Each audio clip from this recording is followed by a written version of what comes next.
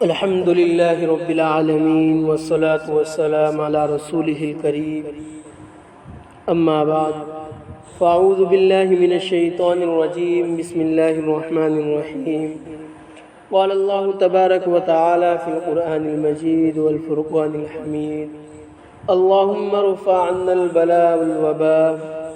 محترم حضرات، سامعین اکرام اور عزیز دوستوں، آج کا موضوع ہے کرونا وائرس اور اسلامی تعلیمات۔ سب سے پہلے اللہ تبارک و تعالیٰ سے دعا کرتے ہیں کہ اللہ تبارک و تعالیٰ حق بات کہنے کی اور ہم سب کو اس پر عمل کرنے کی توفیق مرحمت فرمائے۔ جیسا کہ آپ سبھی کو معلوم ہے کہ ہم مسلمان ہیں، لہذا ہمیں کسی بھی قسم کے حادثے کے پیش آنے پر یہ جاننے کی کوشش کرنی چاہیے کہ اسلام اس بارے میں کیا کہتا ہے۔ تو آئیے پہلے کرونا کے بارے میں اسلام کی تعلیمات سے واقفیت حاصل کرتے ہیں۔ کرونا وائرس اور اسلامی عقیدہ۔ ہر مسلمان کا عقیدہ اور ایمان یہ ہونا ضروری ہے کہ کائنات میں مؤثر بذات اگر کوئی ہستی ہے تو وہ صرف اور صرف اللہ کی ذات ہے۔ دنیا کے تمام تغیرات اس کے قبضہ قدرت میں ہے۔ کوئی چیز اس کے حکم کے بغیر نہ نفع پہنچا سکتی ہے اور نہ نقصان۔ قرآن کریم کی بے شمار آیات اور بے شمار احادیث مبارکہ اس پر دلالت کرتی ہے۔ سورۃ توبہ میں ارشاد ہے، آپ کہہ دیجئے کہ ہرگز کوئی چیز ہمیں نقصان نہیں پہنچا سکتی مگر ہاں وہ چیز جو اللہ نے ہمارے لیے مقدر کی ہو، وہی ہمارا پالن ہار ہے اور مومنوں کو اسی پر توکل رکھنا چاہیے۔ لہذا ہمارے عقیدے کے اعتبار سے موت و حیات، بیماری و شفا، مصیبت اور نعمت، عزت و ذلت کا مالک حقیقی اللہ کو ماننا ضروری ہے۔ وبا کب اور کیوں آتی ہے؟ دنیا میں انسان پر مصائب آنے کی دو وجہ ہے۔ نمبر 1، گناہ گار کو مصیبت میں مبتلا کر کے اللہ کی طرف رجوع کی دعوت دینے کے لیے۔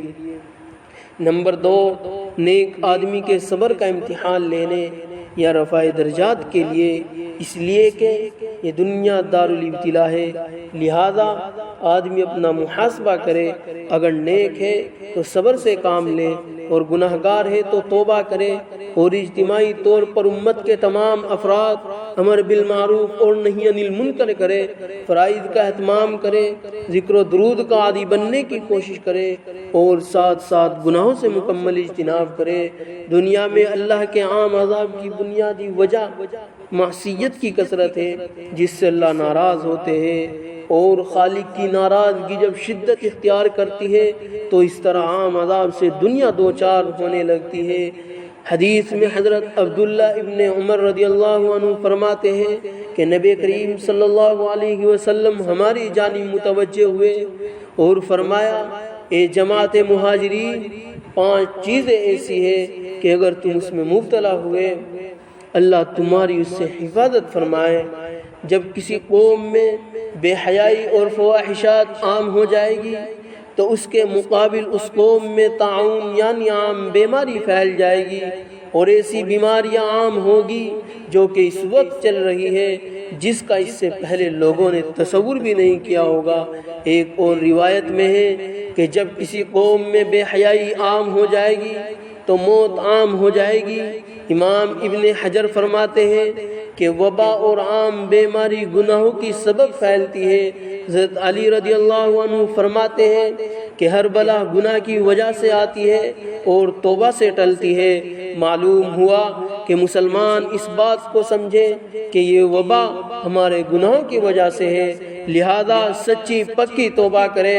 سورہ نام میں ارشاد باری تعالیٰ ہے، وَلَقَدْ أَرْسَلْنَا إِلَىٰ أُمَمٍ مِّن قَبْلِكَ فَأَخَذْنَاهُم بِالْبَأْسَاءِ وَالضَّرَّاءِ لَعَلَّهُمْ يَتَضَرَّعُونَ فلولا إذ جاءهم بأسنا تضرعوا ولكن قست قلوبهم وزين لهم الشيطان ما كانوا يعملون۔ ترجمہ، اور اے پیغمبر، تم سے پہلے ہم نے بہت سی قوموں کے پاس پیغمبر بھیجے پھر ہم نے ان کی نافرمانی کی بنا پر انہیں سختیوں اور تکلیفوں میں گرفتار کیا تاکہ وہ عجز و نیاز کا شیوا اپنائے۔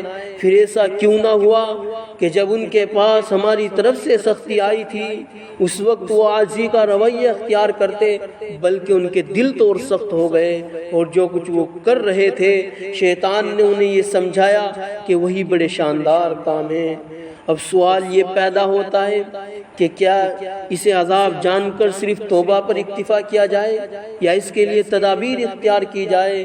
تو اسلام اس بارے میں تدابیر ظاہریہ کا اختیار کرنے کا ہمیں مکلف کرتا ہے، اس لیے کہ حدیث پاک میں ہے کہ جب کسی جگہ تعاون یعنی متعدی مرض پھیل جائے تم وہاں نہ جاؤ، اور اگر تم اس وبا زدہ علاقے میں ہو تو وہاں سے راہ فرار اختیار نہ کرو۔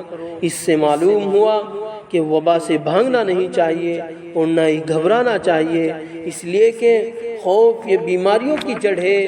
ہم مسلمان ہیں، ہمارا تقدیر پر ایمان ہے کہ اچھی ہو یا بری اللہ کی جانب سے ہے، اس میں ہمارے لیے خیر ہے، لہذا خوف میں مبتلا نہ ہو کر اطمینان رکھنا چاہیے۔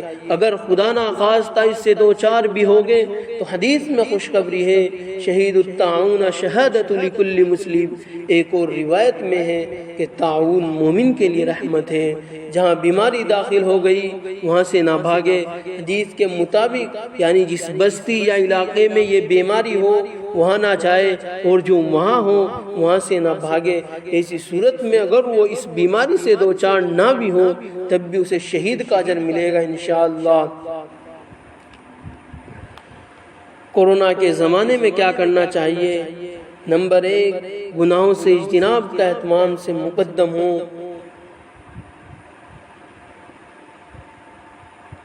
نمازوں کا اہتمام چاہے گھر پر ہی کیوں نہ ہو۔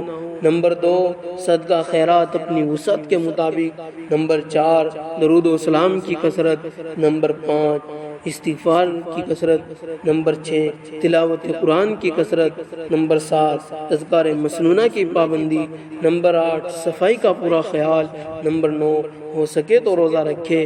نمبر 10، ڈاکٹروں کی ہدایت پر عمل کرے۔ اللہ تبارک و تعالی ہم سب کو ان باتوں پر عمل کرنے کی توفیق عطا فرمائے، آمین۔ وآخر دعوانا الحمدللہ رب